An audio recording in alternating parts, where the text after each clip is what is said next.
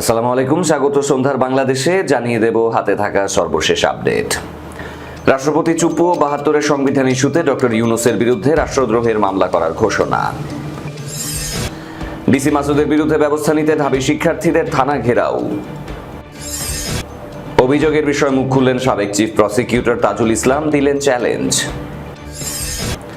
সোহরাওয়ার্দী উদ্যানে পুলিশের অভিযানে সাংবাদিক ও ঢাবি শিক্ষার্থীকে মারধর, ডাকসুর নিন্দা। আওয়ামী লীগ অফিস খুলে জয় বাংলা স্লোগান, জনগণের মধ্যে উদ্বেগ উৎকণ্ঠা বিরাজ করছে বলল জামায়াত। অন্তর্বর্তীকালীন সরকারের দায়িত্ব পালন শেষে আগের কর্মস্থলে ফিরলেন আসিফ নজরুল। এবং নগদে বড় বিনিয়োগ আসছে, সমন্বয় করছেন ব্যারিস্টার আরমান। শিরোনাম শুনছিলেন, এবার পুরো খবর। রাষ্ট্রপতি চুপ্পু ও ৭২-এর সংবিধান ইস্যুতে ডক্টর ইউনূসের বিরুদ্ধে রাষ্ট্রদ্রোহের মামলা করার ঘোষণা। ডক্টর মোহাম্মদ ইউনূসের বিরুদ্ধে রাষ্ট্রদ্রোহের অভিযোগ এনে মামলা করার ঘোষণা দিয়েছেন বাংলাদেশ মুসলিম লীগের সভাপতি ও সুপ্রিম কোর্টের সিনিয়র আইনজীবী মহসিন রশিদ। বলেছেন, ইউনূসের কর্মকাণ্ড শুধু সংবিধান লঙ্ঘনের মধ্যেই সীমাবদ্ধ নয়, বরং তা রাষ্ট্রদ্রোহের পর্যায়ে পড়ে। বর্তমান সরকার পদক্ষেপ না নিলে আমি নিজেই আইনগত ব্যবস্থা নেব। মহসিন রশিদ বলেছেন, প্রধানমন্ত্রীর পদ শূন্য হওয়ার পর রাষ্ট্রপতি একমাত্র সাংবিধানিক অধিষ্ঠিত ব্যক্তি ছিলেন। সেই রাষ্ট্রপতির সাথে যথাযথ যোগাযোগ না রাখা, নীতিগত সিদ্ধান্ত নেয়ার আগে তাকে অবহিত না করা এবং সাংবিধানিক শিষ্টাচার উপেক্ষা করা গুরুতর লঙ্ঘন। এটি শুধু সংবিধান লঙ্ঘন নয়, ইটস ট্রিজন। তিনি বলেন, রাষ্ট্রপতিকে তার সাংবিধানিক দায়িত্ব যথাযথভাবে পালন করতে দেয়া হয়নি, তাকে ভয়ভীতি দেখিয়ে মানসিক চাপে রাখা হয়েছে এবং রাষ্ট্রপতির কাছে পাঠানো নথিতে সই করানো হয়েছে। রাষ্ট্রপতি সহযোগিতা না করলে রাষ্ট্রের অচলাবস্থা সৃষ্টি হতে পারত। রাষ্ট্রপতি রাষ্ট্রের প্রতীক, তাকে যথাযথ সম্মান না দেখানো রাষ্ট্রের মর্যাদা ক্ষুণ্ণ করা শামিল। মহসিন রশিদ বলেছেন, একজন সাবেক উপদেষ্টা রাষ্ট্রপতিকে চোর বলেছিলেন, যার হাতে শপথ নিয়েছেন তাকেই চোর আখ্যা দেওয়া হয়েছে। তিনি দাবি করেন, প্রেস উইং অপসারণ, বঙ্গভবন ঘেরাও এবং রাষ্ট্রপতিকে অপসারণের চেষ্টা, এসব ছিল রাষ্ট্রীয় শিষ্টাচার বিরোধী কর্মকাণ্ড। এসব ঘটনার সাথে ডক্টর ইউনূসের সম্পৃক্ততা বা নীরব সমর্থন ছিল কিনা তা খতিয়ে দেখতে তদন্ত কমিটি বা কমিশন গঠন করা উচিত। ইউনূসের নেতৃত্বাধীন উপদেষ্টা পরিষদের কয়েকজন সদস্যের বিরুদ্ধেও তদন্ত দাবি করেন মহসিন রশিদ। তিনি বলেছেন, রাষ্ট্র কোনো খেলার বিষয় নয়, রাষ্ট্রের ক্ষতি হয়েছে কিনা তা নিরপেক্ষভাবে অনুসন্ধান করা দরকার। সংবিধানের ১০৬ অনুচ্ছেদ চ্যালেঞ্জ করার প্রসঙ্গ তুলে তিনি জানান, এ বিষয়ে তিনি আদালতে গিয়েছেন এবং রায় সার্টিফাইড কপির জন্য আবেদন করেছেন। রায় হাতে পেলে তিনি রিভিউ করবেন। ভবিষ্যতে যেন আর কোনো অবৈধ বা অসাংবিধানিক অন্তর্বর্তীকালীন সরকার না আসে, সে বিষয়ে সতর্ক থাকা জরুরি। মহসিন রশিদ বলেছেন, সরকার যদি কোনো ইনকোয়ারি কমিটি গঠন না করে তবে তিনি নিজেই নোটিশ দিয়ে মামলার উদ্যোগ নেবেন এবং ইউনূসকে পক্ষভুক্ত করবেন। আগেও করেছি, আবারও করব। ঢাকা বিশ্ববিদ্যালয়ের নৃবিজ্ঞান বিভাগের ২৯ ব্যাচের শিক্ষার্থী নাইমুদ্দিনের ওপর পুলিশি হামলার প্রতিবাদে ডিএমপির রমনা বিভাগের উপপুলিশ কমিশনার ডিসি মোহাম্মদ মাসুদ আলমের বিরুদ্ধে আইনি ব্যবস্থা নিতে শাহবাগ থানা ঘেরাও করেছেন শিক্ষার্থীরা। দুপুর ১টার পর থেকে ঢাবির নৃবিজ্ঞান বিভাগের শিক্ষার্থীরা এই কর্মসূচি পালন করছেন। এ সময় বিশ্ববিদ্যালয়ের শিক্ষার্থীরা থানার সামনে অবস্থান নেন। তারা বিভিন্ন ধরনের স্লোগান দেওয়ার পাশাপাশি হামলায় জড়িতদের শাস্তি সহ বিভিন্ন দাবি জানিয়েছেন। কর্মসূচি থেকে শিক্ষার্থীরা জানান, গতকাল রাতে সোহরাওয়ার্দী উদ্যানে ঢাবির নৃবিজ্ঞান বিভাগের ২৯ ব্যাচের শিক্ষার্থী নাইমুদ্দিনের ওপর অন্যায়ভাবে কোনো ধরনের অপরাধ ছাড়া পুলিশ হামলা করেছে। রাস্তাঘাটে পুলিশ যে কাউকে বিনা কারণে মারবে, এই অধিকার কে দিয়েছে? মানুষ কি এখন রাস্তা দিয়ে হেঁটে যেতে পারবে না? রাস্তা কি পুলিশের সম্পত্তি? ডিসি মাসুদের বিরুদ্ধে আইনি ব্যবস্থা নিতে হবে, না হলে আমাদের কর্মসূচি চলবে। আন্তর্জাতিক অপরাধ ট্রাইব্যুনালের সাবেক চিফ প্রসিকিউটর মোহাম্মদ তাজুল ইসলাম তার বিরুদ্ধে বিভিন্ন গণমাধ্যম ও সামাজিক মাধ্যমে প্রকাশিত তথ্যকে মিথ্যা ও ভিত্তিহীন বলে দাবি করেছেন। চ্যালেঞ্জ করে বলেছেন, এসব অভিযোগের পক্ষে কেউ সামান্য তথ্য প্রমাণ দেখাতে পারবে না। গণমাধ্যমে পাঠানো এক লিখিত বক্তব্যে তাজুল ইসলাম এই কথা বলেছেন। বক্তব্যে তিনি উল্লেখ করেন, গতকাল ও আজ কিছু গণমাধ্যম ও সামাজিক মাধ্যমে আন্তর্জাতিক অপরাধ ট্রাইব্যুনালের একজন প্রসিকিউটরের বরাতে তার সম্পর্কে বিভ্রান্তিকর অসত্য তথ্য প্রচার করা হয়েছে। এসব বক্তব্য সম্পূর্ণ মিথ্যাচার ও প্রমাণবিহীন বলে দাবি করেন তিনি। তাজুল ইসলাম বলেছেন, আন্তর্জাতিক অপরাধ ট্রাইব্যুনাল তার প্রসিকিউশন দলের প্রতিটি পদক্ষেপ ছিল স্বচ্ছ আইনানুগ। বিচার প্রক্রিয়াকে প্রশ্নবিদ্ধ করার দুরভিসন্ধি থেকেই এই ধরনের অভিযোগ তোলা হচ্ছে বলে তিনি মনে করেন। তিনি আরো বলেছেন, পতিত স্বৈরাচার ও গণহত্যাকারীদের বিরুদ্ধে নিষ্পত্তিকৃত চলমান বিচার প্রক্রিয়া থেকে দৃষ্টি ভিন্ন খাতে প্রবাহিত করতেই একটি মহল সুপরিকল্পিতভাবে অপপ্রচার চালাচ্ছে, যাতে বিচার প্রক্রিয়া বাধাগ্রস্ত হয়। দায়িত্ব পালনকালে তার বিরুদ্ধে কোনো প্রশ্ন তোলার সুযোগ কেউ পায়নি বলেও দাবি করেন তাজুল ইসলাম। বিদায় নেয়ার পর বিশেষ মহল গণহত্যাকারীদের সুবিধা দিতে ভিত্তিহীন অভিযোগ তুলে বিচার প্রক্রিয়াকে প্রশ্নবিদ্ধ করার চেষ্টা করছে বলে অভিযোগ করেন তিনি। এই ধরনের মিথ্যাচার ও অপপ্রচার থেকে সংশ্লিষ্ট সবাইকে বিরত থাকার আহ্বান জানিয়েছেন। উল্লেখ্য, নতুন সরকার ক্ষমতায় আসার পর কিছু গুরুত্বপূর্ণ প্রতিষ্ঠানে দায়িত্বে পরিবর্তন আনা হয়। এরই অংশ হিসেবে গতকাল সোমবার আন্তর্জাতিক অপরাধ ট্রাইব্যুনালের চিফ প্রসিকিউশনের পদ থেকে মোহাম্মদ তাজুল ইসলামকে সরিয়ে নতুন চিফ প্রসিকিউটর হিসেবে নিয়োগ দেওয়া হয়েছে সুপ্রিম কোর্টের আইনজীবী মোহাম্মদ আমিনুল ইসলামকে। ঢাকা সোহরাওয়ার্দী উদ্যানে মাদক বিরোধী অভিযান চলাকালে দায়িত্বরত সাংবাদিক ও ঢাকা বিশ্ববিদ্যালয়ের এক শিক্ষার্থীকে পুলিশ মারধর করেছে বলে অভিযোগ উঠেছে। এই ঘটনা তীব্র নিন্দা ও প্রতিবাদ জানিয়েছে ঢাকা বিশ্ববিদ্যালয় কেন্দ্রীয় ছাত্র সংসদ ডাকসু। একই সাথে জড়িত পুলিশ সদস্যদের চিহ্নিত করে দৃষ্টান্তমূলক শাস্তির দাবি জানিয়েছেন ডাকসু ভিপি সাদিক কায়েম। রাতে সোহরাওয়ার্দী উদ্যানে আইন শৃঙ্খলা বাহিনীর একটি অভিযান চলাকালে বাংলা নিউজ 24 এর মাল্টিমিডিয়া সাংবাদিক তোফায়েল আহমেদ পেশাগত দায়িত্ব পালন করছিলেন। অভিযোগ উঠেছে পুলিশ বিনা উস্কানিতে তার উপর হামলা চালায়, এতে তিনি মারাত্মকভাবে আহত হন।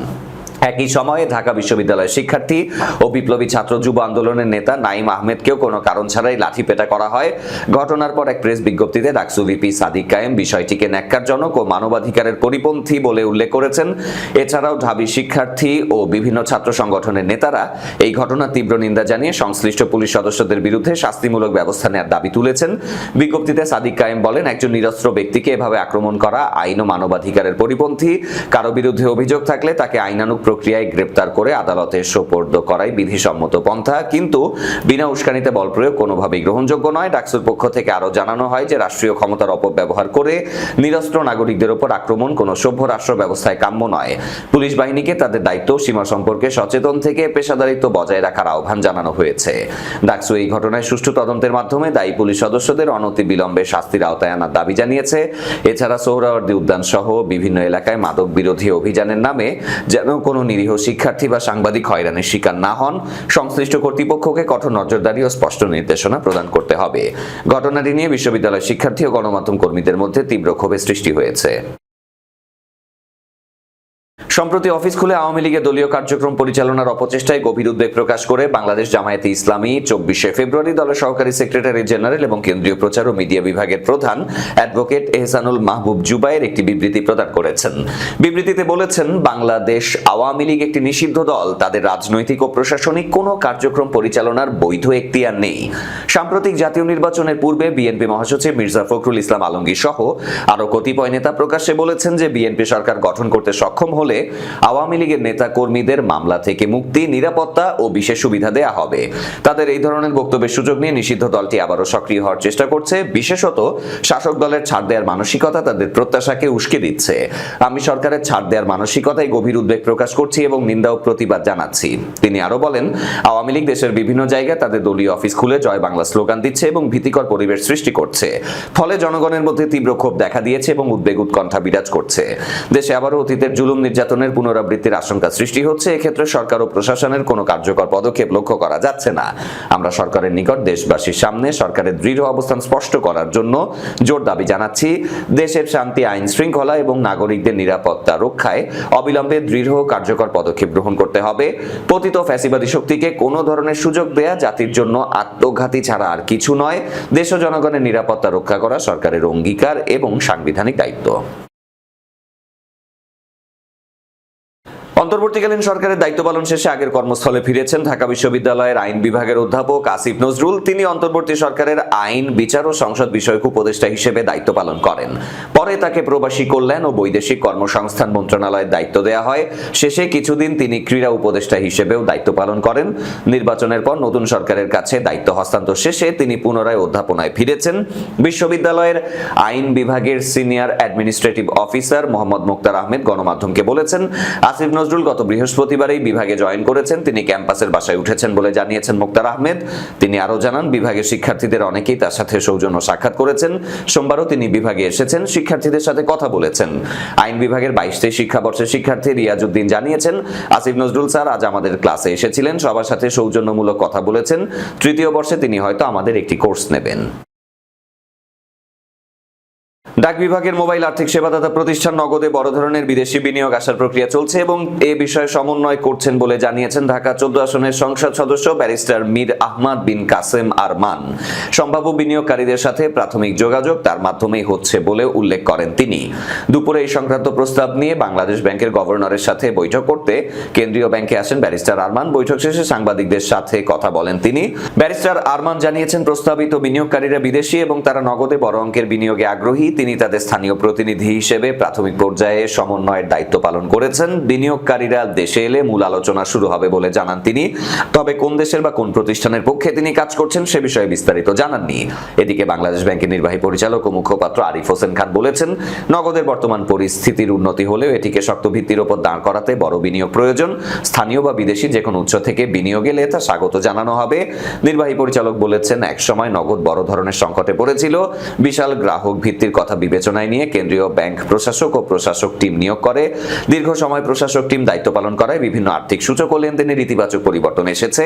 তবে এটি স্থায়ী সমাধান নয় উল্লেখ করে তিনি বলেছেন, নগদ বাংলাদেশের দ্বিতীয় বৃহত্তম মোবাইল ফাইন্যান্সিয়াল সার্ভিস প্রতিষ্ঠান। এটি টিকিয়ে রাখতে না পারলে বাজারে একচেটিয়া পরিস্থিতি তৈরি হতে পারে, যা গ্রাহকদের জন্য ক্ষতিকর হবে। তিনি আরও জানান, অতীতে বিদেশি বিনিয়োগ আহ্বান করে আন্তর্জাতিক দরপত্রের উদ্যোগ নেওয়া হয়েছিল। কেন্দ্রীয় ব্যাংক সেই উদ্যোগের সাথে একমত ছিল। তবে অন্তর্বর্তী সরকারের সময় বিষয়টি চূড়ান্ত হয়নি। এখন নতুন সরকারের নীতিগত সিদ্ধান্তের আলোকে পরবর্তী পদক্ষেপ নেওয়া হবে। এরই সাথে শেষ করব সন্ধ্যার বাংলাদেশ। তার আগে শিরোনামগুলো আরও একবার। রাষ্ট্রপতি চুপ্পু ও ৭২-এর সংবিধান ইস্যুতে ডক্টর ইউনূসের বিরুদ্ধে রাষ্ট্রদ্রোহের মামলা করার ঘোষণা। ডিসি মাসুদের বিরুদ্ধে ব্যবস্থা নিতে ঢাবি শিক্ষার্থীদের থানা ঘেরাও। অভিযোগের বিষয়ে মুখ খুললেন সাবেক চিফ প্রসিকিউটর তাজুল ইসলাম, দিলেন চ্যালেঞ্জ। সোহরাওয়ার্দী উদ্যানে পুলিশের অভিযানে সাংবাদিক ও ঢাবি শিক্ষার্থীকে মারধর, ডাকসুর নিন্দা। আওয়ামী লীগ অফিস খুলে জয় বাংলা স্লোগান, জনগণের মধ্যে উদ্বেগ উৎকণ্ঠা বিরাজ করছে বলল জামায়াত। অন্তর্বর্তীকালীন সরকারের দায়িত্ব পালন শেষে আগের কর্মস্থলে ফিরলেন আসিফ নজরুল। এবং নগদে বড় বিনিয়োগ আসছে, সমন্বয় করছেন ব্যারিস্টার আরমান। এই ছিল আজকে সন্ধ্যার বাংলাদেশে। ধন্যবাদ সাথে থাকার জন্য। আল্লাহ হাফেজ।